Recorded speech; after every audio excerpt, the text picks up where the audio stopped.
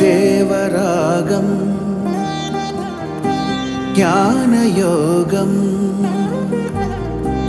వ్యాసపీఠం బహువేదశాస్త్రం బోధామృతహిత శ్రీమన్నారాయణం శివగౌరీ సంభాషిత సకల పురాణం అష్టాక్షరి పంచాక్షరి మంత్రావరణం అఖిల దేవతా సంస్తుతి పారాయణం జయమంగళకరమీ ప్రవచన శ్రవణం అనుదినము శుభము సుఖము జీవన గమనం దేవరాగం జ్ఞానయోగం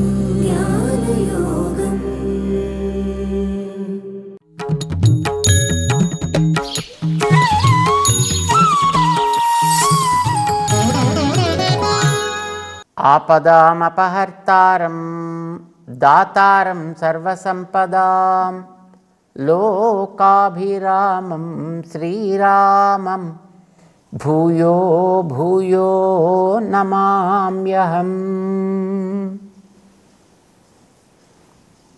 జై శ్రీమన్నారాయణ. ప్రియ భగవద్బంధువులారా, మెడిటేషన్ ఈ మధ్యకాలంలో చాలా చక్కగా ప్రచారం సాగుతుంది. ఆ మెడిటేషన్ చేసేటటువంటి వ్యక్తులు కూడా చాలామంది తయారవుతున్నారు. మెడిటేషన్ చేయించే వాళ్ళు కూడా చాలామంది తయారవుతున్నారు. సాధారణంగా కొన్ని నెలల పాటు, కొన్ని సంవత్సరాల పాటు చేసేటటువంటి సాధన శాశ్వతమైనటువంటి ఫలితాన్ని కోరుకుని చేసేటటువంటి వాళ్ళు కొందరు ఉండేవారట గతంలో. రామాయణంలో వనవాసానికి బయలుదేరినటువంటి శ్రీరామచంద్రుడు సీతమ్మ లక్ష్మణులతో పాటు కలిసి వెడుతుండగా కొన్ని వందల మంది, వేల మంది ఋషులు తత్వోపాసన చేస్తూ తత్వ సాక్షాత్కారం కోసం ప్రతీక్షిస్తూ ఉన్నారు. ఎంతమంది అంటే బోల్డంతమంది. ఎంతకాలంగా చేస్తున్నారు వాళ్ళు? బహుశా కొన్ని వేల సంవత్సరాలుగా తపస్సులు చేస్తూనే ఉన్నారు. దేంతో చేస్తున్నారు వాళ్ళు? ప్రణవంతో ఉపాసన చేస్తున్నారు, ఓంకారంతో చేస్తున్నారు. ఇప్పుడు ఓంకారం అంటే ఏమిటి అర్థం? ఓంకారంలో 3 అక్షరాలు ఉన్నాయి, మనకి తెలుసు. ఆ ఒక అక్షరం, ఉ ఒక అక్షరం, మ అని ఒక అక్షరం, 3 కలిపితే ఓం అవుతుంది.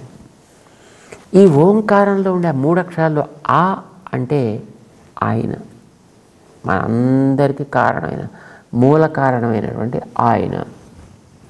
మా అంటే చెయ్యాలనుకునే, ఆయన యొక్క అనుగ్రహం కావాలనుకునే మన అందరము అంటే జీవులు. ఆ అంటే పరమాత్మ, మా అంటే జీవులంతా కూడా. ఈ జీవులు అనేవాళ్ళు ఏ శరీరాలనే ఉండనివ్వండి, అదేం పెద్ద ప్రాబ్లం కాదు. కానీ ఈ శరీరానికి ఒక చైతన్యాన్ని కలిగిస్తూ దానికి ఆధారంగా ఉండేటువంటి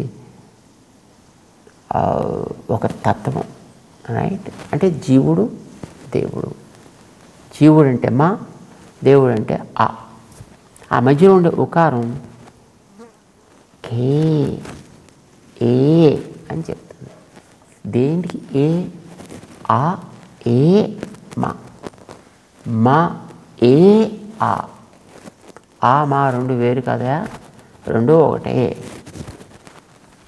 జీవ బ్రహ్మైవ కేవలం. జీవుడు అంటే సాక్షాత్తు బ్రహ్మే. ఇంక బ్రహ్మ గిమ్మ ఇలాంటివి ఇంకా వేరే ఏముండవు. కనుక నేనే బ్రహ్మని, అహం బ్రహ్మాస్మి అని ఉపాసన చేయాలి. బహుశా పాపం అలా అనుకుని చేస్తూ ఉంటారు. కానీ వాళ్ళకి ఎంత చేసినా ఆ మనస్సులో ఏదైనా ఒక విషయం మీద తపస్సు చేసేటప్పుడు ఆ లోపల చేసేదాని మీద ప్రేమ పెరగాల, అబ్బా అంటూ బాధ పెరగాల. బాధ పెరగకూడదు కదా, ప్రేమే పెరగాలి. ఆ లోపల ప్రేమతోటి వీడు చేసేటటువంటి ధ్యానం ఉండాలంటే వీడికి ఆ ప్రేమని కలిగించే యోగ్యత ఎవడి గురించి చేస్తున్నాడు వాళ్ళు ఉండాలి కదా. అలా కలిగించగలిగినవి ఆయనలో ఉండే మంచి స్వభావాలు లాంటివి ఉంటాయి కదా. ఆ ఉన్నప్పుడే కదా ఒక వ్యక్తి మీద మనకి ఒక ఆదరణ, ప్రేమ కలిగేది. దయ కలవాడు, ఉదారుడైన వాడు, చక్కటి మనస్వభావం కలిగిన వాడు, అందరికంటే గొప్పవాడు, అందరికీ అందుబాటులో ఉండేవాడు, అందరికంటే ఇంకా తక్కువగా తనని చూపించుకునేవాడు, శ్రమ లేక కష్టపెట్టకుండా అందరికీ కూడా సుఖాన్ని ఇచ్చేవాడు. ఇలాగ మనకి మన అర్థం చేసుకోగలిగేటువంటి స్థాయిలో, మనకి తెలిసేటటువంటి స్థితిలో వాడిలో ఏదైనా ఒక స్వభావాలు ఉంటుంది. దానికి ఏమంటారు, దానికి సులభంగా ఉండడం అంటారు, సౌలభ్యం అని అంటుంటారు. అలాంటిది ఏదైనా ఉంటే అప్పుడు ఓహో అంత సులభుడా, అంత గొప్పవాడు, ఇంత సులభుడా, అయితే పదండి పోదాం, ఆశ్రయిద్దాం అని అనిపిస్తుంది. సో గుణాలు ఉండాలి. గుణాలు ఉంటే వ్యక్తి మీద మనకి ప్రేమ కలుగుతుంది. ప్రేమ కలిగితే దరి చేరాలని అనిపిస్తుంది. దరి చేరితే వాడు అనుగ్రహిస్తాడు. అలాంటివి ఆయనలో ఉండాలి, ఉన్నాయని ఆకారం చెప్తున్నాను. అవి తెలుసుకునే జ్ఞానం ఉంది అని మకారం చెప్తున్నాను. సో మకారంలో జీవుడికి జ్ఞానం ఉంది. అకారంలో ఉండేటటువంటి ఈ ఆది కారణమైన తత్వం ఏదో ఆయనలో మంచి గుణాలు ఉన్నాయి. మరి ఇప్పుడు ఆ గుణాలు ఆయన జ్ఞానం కలిగిన వీడు ఒకటేనా, ఇద్దరు వేరు వేరా అంటే అది ఇద్దరు వేరు వేరేనా అబ్బాయి అని నీకు ఎట్లా తెలియాలంటే, నేను గింజలా ఉన్నాను కదా, నేను వికసిస్తా, నాకు వికసించే అవకాశం కలిగించు. అప్పుడు వికసించాక నాలో ఏముంది అనేది నీకు తెలుస్తుంది. అందుచేత ఎప్పుడు కూడా ఆయన వక్షస్థలాన్ని వీడకుండా ఆమె ఉంటుంది. విష్ణు వక్షస్థల స్థిత అని ఆ దయాగుణానికే పేరు. అలాంటి వాడిని మనం ఆశ్రయించినప్పుడు వాడు మన అంగీకరిస్తాడు. కనుక మనం ఆయనకి చెంది ఉండవలే. మకారము అకారమునకు చెంది ఉండవలే. ఇది మనకి తెలుస్తుంది. దాంట్లో ఆ పక్కన దాంట్లో కొరకు మ, అకారము కొరకు మ. ఆ కొరకు అనేటటువంటిది మనకి పైన కొరుకు పడదు. అది అందులోంచి విడితేనే దాంట్లో మనకి కనిపిస్తుంది. పైగా దాని తర్వాత ఊ అని ఒక అక్షరం ఉందండి మధ్యలో. ఈ ఊ ఏం చెప్తుందంటే ఏ అంటుంది. దానికి ముందర ఏం చెబితే ఏ అంటుంది.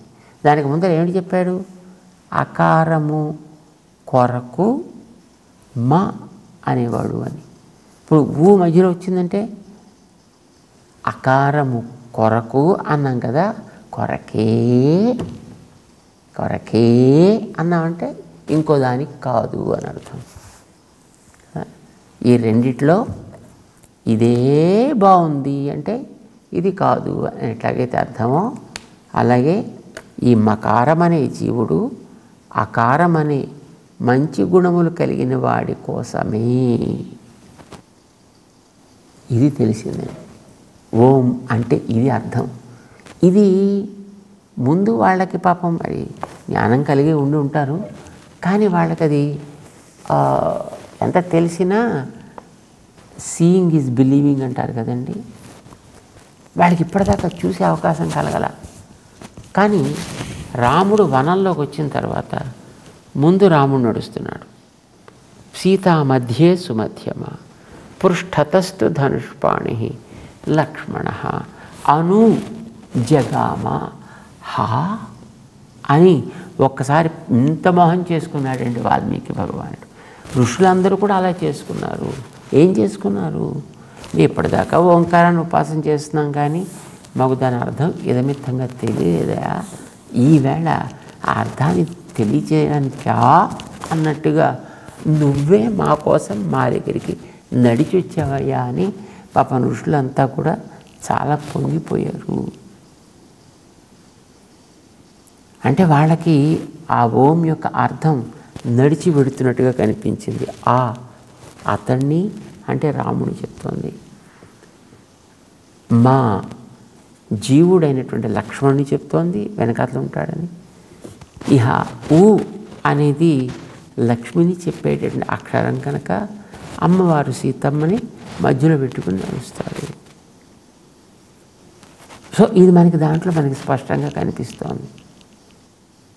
ఇలా వాళ్ళందరికీ కూడా ఇంతవరకు తాము శుష్కంగా చేసేటటువంటి ధ్యానం ఈవేళ మనస్సులో గోచరించిన తాత్పర్యంతో ఆర్ద్రమైపోయి ఒక్కసారి కరిగిపోయి ఆ ప్రేమ పొంగి హారతినిచ్చి మంగళాని ప్రయుంజానాః ప్రత్యగృహ్ణన్ దృఢవ్రతాః.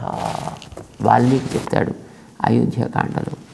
రాముడు అడవిలోకి రాగానే ఆ తాపస్సులందరికీ కూడా తాము జపం చేసేటటువంటి అర్థం ఎదురుకుండా కనిపిస్తోంది, నడిచి వచ్చేస్తోంది అని వాళ్ళంతా కూడా ప్రేమని తట్టుకోలేక దానికి ఒక హారతి రూపాన్ని కల్పించి దాంతో దానికి ఏ దృష్టి తగలకుండుగాక, ఏ చూపు తగలకుండుగాక, అన్నీ వనదేవతలు రక్ష పెట్టుగాక అంటూ వాళ్ళంతా మంచి మంచి హారతులు ఇచ్చారు అని మనకి రామాయణం చెప్తోంది.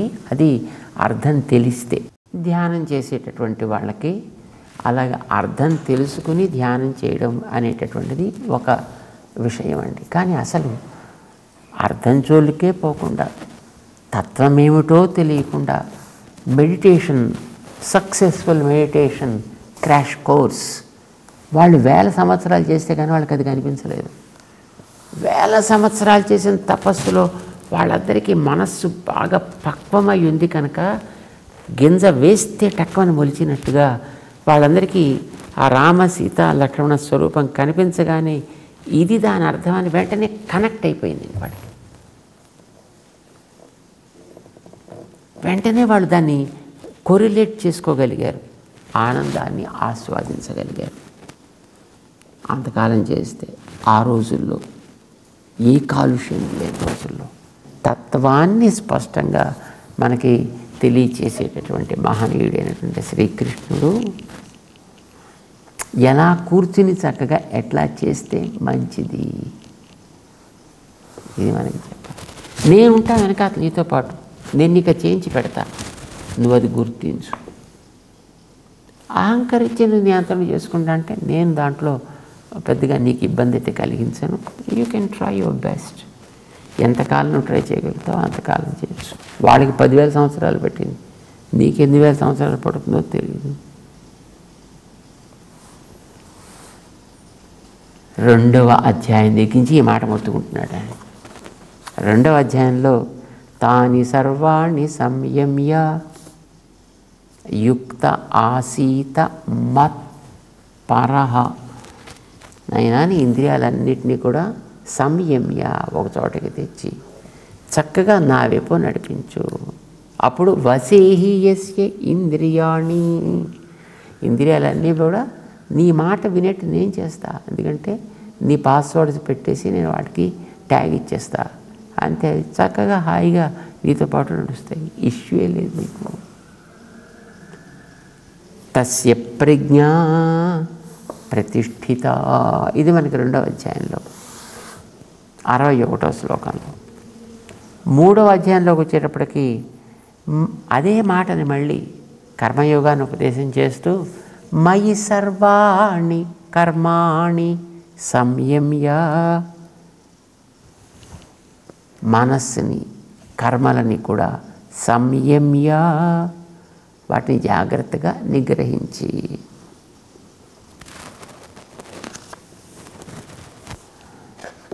సన్యస్య అధ్యాత్మచేతస,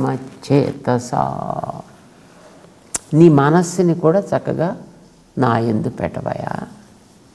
అప్పుడు మాత్రమే నిరాశి నిర్మమ, నువ్వు చేసేటటువంటి పనుల యొక్క ఫలితాలు నిన్ను అంటావు, ఆ చేసే పనుల యందు నీకుండేటటువంటి సంగము అది కూడా తొలగుతుంది. అంచేత నువ్వు ఏ పని చేసినా నీకు ఇబ్బంది లేదా.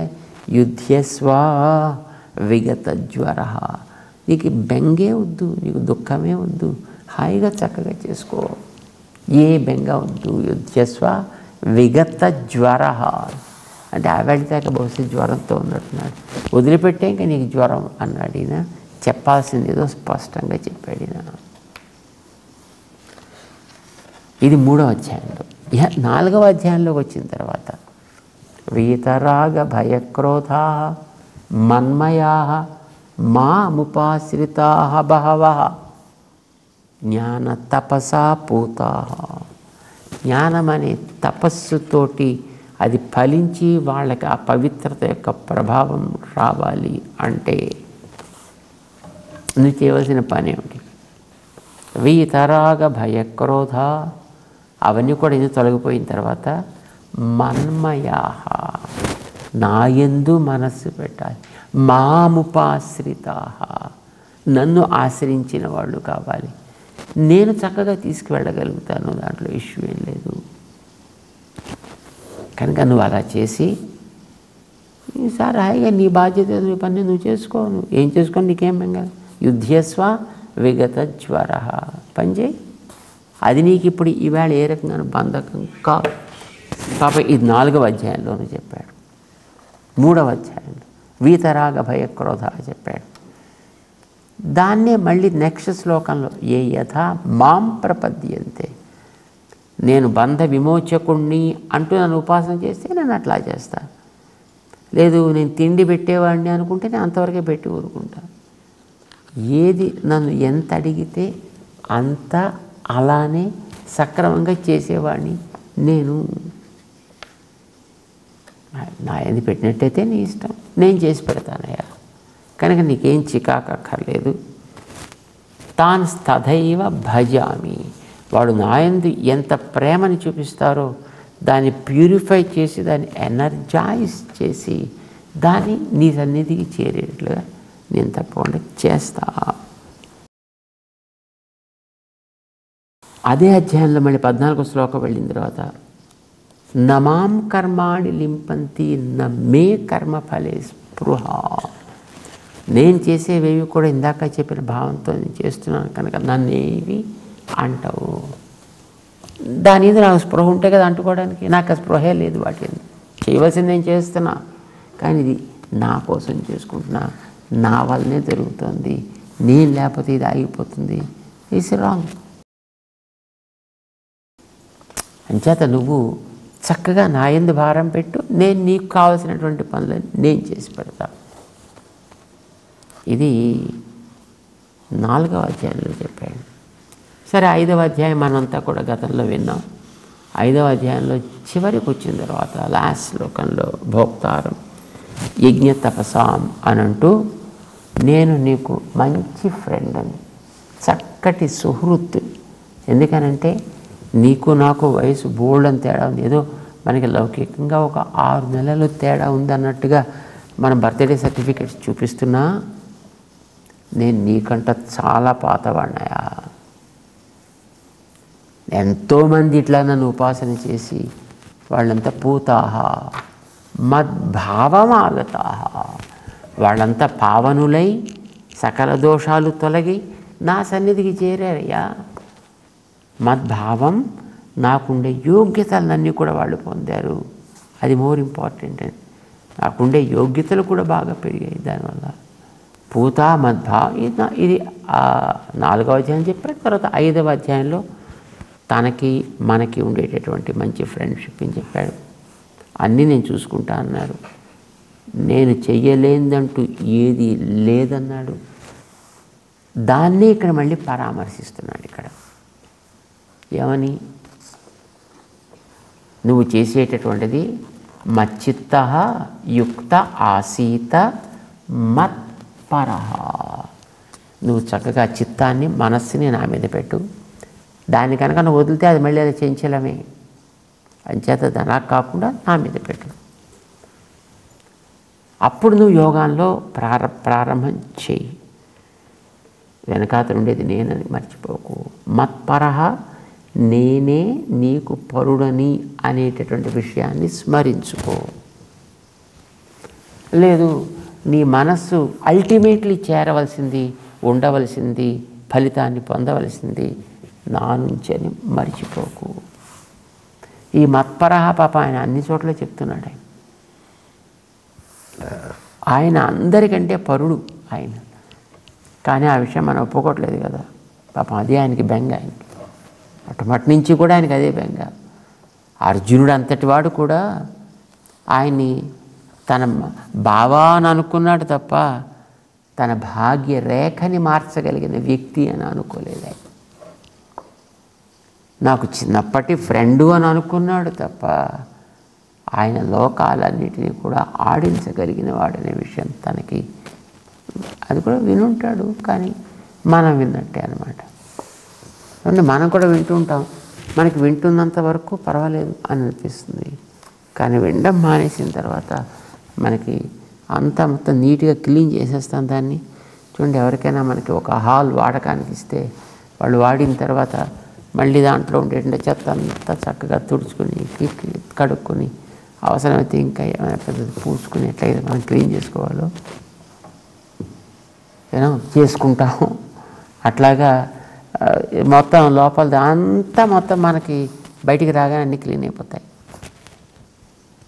లోపల నిలకడగా ఉండాలి అని అంటే మత్పరహ. అవన్నీ కూడా నా విషయంలో బాధ్యతని నువ్వు ఇవ్వగలిగితే నీకు సక్సెస్ అయ్యేట్టుగా నేను చేసి పెడతానయ్యా. అప్పుడే నీకు అన్నీ వశంలోకి వస్తాయి. అప్పుడే నువ్వు అనుకున్న రీతిలో నీ ఆలోచన నువ్వు సాగించగలుగుతావు. నీకు చెప్పాల్సిందల్లా నేను అన్ని రకాలుగా నీకు అనుకూలుణ్ణి, నీకేమి ఎక్కడ హానికరం కాదు. ఇది ఒక్కటే మనం స్పష్టం చేయాల్సింది. అది చెప్తున్నాడు శ్రీకృష్ణుడు 14వ శ్లోకంలో. యుక్త ఆసీత మత్పరహ, దీన్ని నువ్వు చేసుకో. 15వ శ్లోకం దగ్గరికి వచ్చిన తర్వాత ఇలా ఎప్పుడైతే నువ్వు చేస్తావో ఆ చేసిన తర్వాత యుంజన్నేవం సదాత్మానం యోగి నియతమానసః శాంతిం నిర్వాణ పరమాం మత్సంస్థాం అధిగచ్చతి. అధిగచ్చతి పొందుతాడు, పొందుతున్నాడు, తప్పకుండా పొందును అని అర్థం అన్నమాట. ఏమి పొందును? శాంతిం నిర్వాణ పరమాం. 2 విశేషణాలు వేశాడు ఇక్కడ. ఒకటి శాంతి, 2 నిర్వాణం అంటే ఆనందం. నిర్వాణ పరమాం, ఆనందమే తనకి ఇంకా ఎదురు ఉన్నది తప్ప ఇంకా మిగతాది ఏది లేదనేటువంటి స్థానం ఏదో అలాంటి నిర్వాణ పరమాం శాంతిం మత్ సంస్థానం. నాయభావాలేవో అలాంటి స్థితిని నువ్వు పొందుతావు. దీన్ని అన్ని చోట్ల చెప్తాడు అతను. సాదృశ్యం అని అంటారు. మత్ సంస్థానం అది నేను నువ్వు అయిపోతావు అనలేదంటే. సాధారణంగా మనకి లోకంలో వినిపించేది కదా, నేనే బ్రహ్మని అయిపోతున్నా అని చెప్పి వీడికి ఏదైనా ఒక ప్రమాదం ఏర్పడితే ఆ ప్రమాదంలో తనకు వచ్చేది తనకేదో వస్తుందని అనుకుంటాడు. దానికి తనకు కాదు కదా వచ్చేది, శరీరానికి అది వీడు పట్టించుకోకర్లేదు. కానీ అది వీడికి అనిపించదు. అది లోపల ఉండేవాడు ఆయన, చూసేవాడు ఆయన. ఇప్పుడు ఇక్కడ మనకి చెప్తున్నాడు అన్నమాట. ఆనందమే పరమావధిగా ఉండేది. ఆనందం అంటే భగవంతుడు. ఆనందో బ్రహ్మేతి వ్యజాన.